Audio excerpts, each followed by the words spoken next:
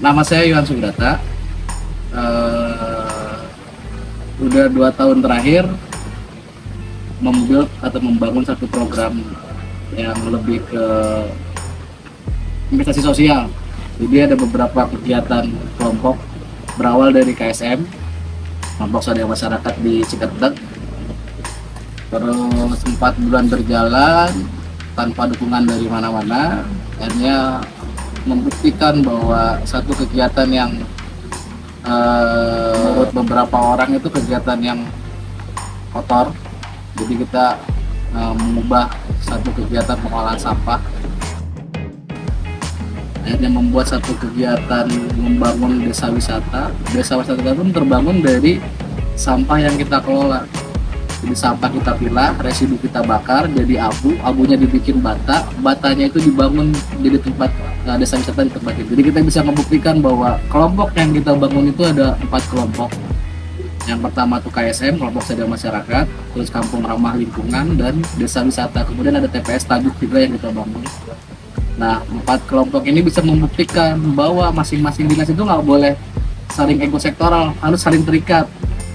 Jadi saat berbicara sampah itu dinas lingkungan hidup, saat kita mengembangkan desa wisata itu dinas pariwisata, terus saat teman-teman menanam sayuran itu dinas ketahanan pangan yang harus itu. Tapi kita membuktikan di tempat ini, baik KSM, desa wisata ataupun TPS Tajuk dan kampung ramah lingkungan, bahwa kegiatan ini saling keterkaitan, jadi nggak bisa dipisahkan.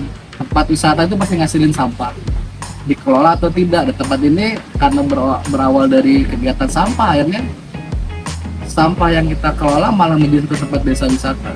Dan tempat ini nggak bakal berjalan tanpa ada terlibatnya masyarakat.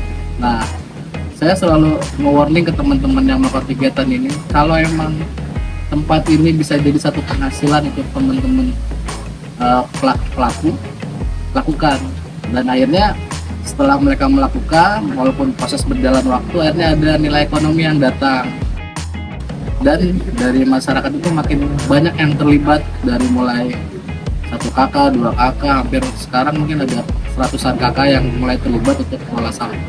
Kemudian harapannya tempat ini bisa ditiru oleh banyak orang, dan si KSM juga salah satu motor untuk bisa menjadi model gimana sih mengelola sampah skala RT, skala desa, skala kecamatan.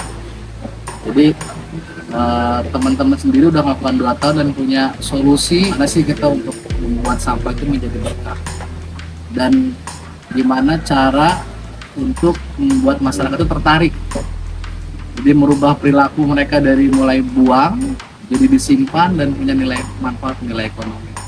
Makanya pemberdayaan masyarakat itu tidak akan berhasil kalau masyarakatnya itu tidak terlibat langsung, yang pertama. Yang kedua, tidak mempunyai nilai hasil untuk mereka yang melakukan. Dan yang ketiga, dukungan dari stakeholder setempat, RT, RW, lurah, camat. Kita walaupun masih dalam skala RT, tapi alhamdulillah bisa konsisten selama 2 tahun ini tetap bisa jalan.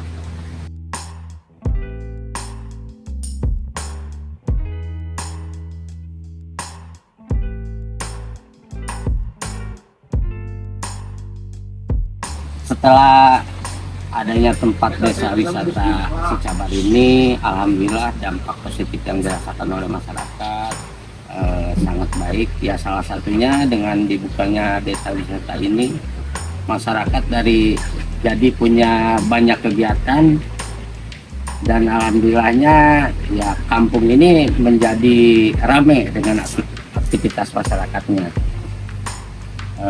Dengan berawalnya dari desa wisata ini, alhamdulillah masyarakat di RT 01 khususnya di Batu Kemari ini sudah banyak kegiatan. Ya, salah satunya yang tadinya tidak terpikir bahwa sampah ini akan dikelola, nah sekarang sudah bisa dikelola.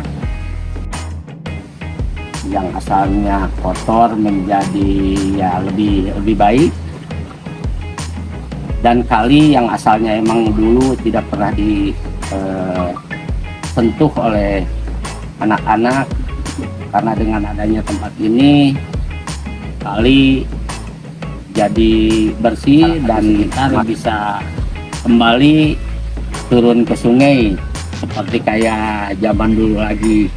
Alhamdulillah dampak positifnya yang setelah dibuka ini banyak hal-hal yang dapat dirasakan oleh masyarakat. Ya salah satunya dengan adanya dibukanya tempat ini, masyarakat yang punya tempat atau lahan bisa dipergunakan untuk parkir mobil, dan itu income-nya bisa dirasakan juga oleh masyarakat sekitar. Dan pedagang-pedagang kecil pun dengan hadirnya tempat ini karena aktivitas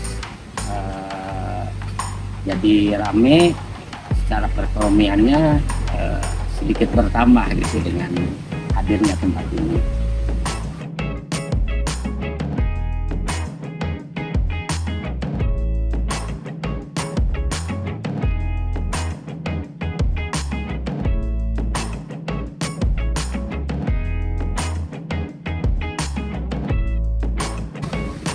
Ya, perkenalkan, nama saya Muhammad Yunus, mungkin saya lebih dikenal dengan Benco ya. Terus di sini saya akan mengenalkan produk atau hasil daur ulang sampah yang menjadi ciri khas di sini. Terutama kita punya ekoenzim, hasil fermentasi dari panenan buah di sini yang ada di sekitar sini. Nah, selain itu kita lebih mengenalkan ke masyarakat atau ke masyarakat umumnya bahwa apa yang kita lakukan itu sangat-sangat menjadi potensi bertahan dan segala sesuatunya itu ada, dan salah satunya seperti ini. Nah, ini jadi ciri khas dari kami. Nah, di sini ada dari kemasan minyak, terus ada juga dari bambu, limbah bambu yang kita manfaatin belum kita lukis. Sini ada juga kerajinan dari bekas kemasan kopi kemasan ya terutamanya. Dan terakhir ada ekoenzim.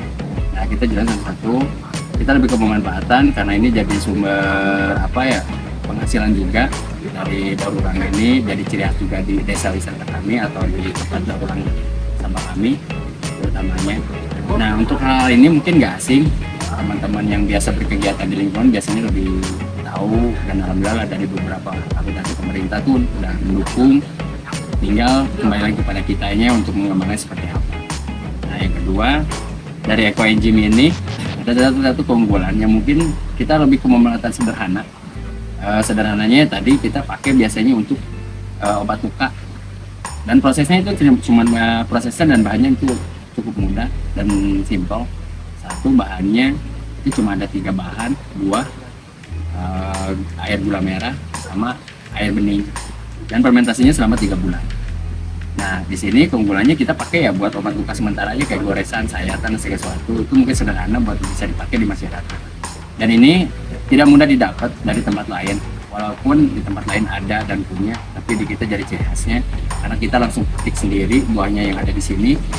Udah jadi produk unggulan dari kita. Dan besar harapannya dari saya pribadi, dari produk ini bisa lebih meningkat dan bisa lebih mendorong ekonominya buat masyarakat.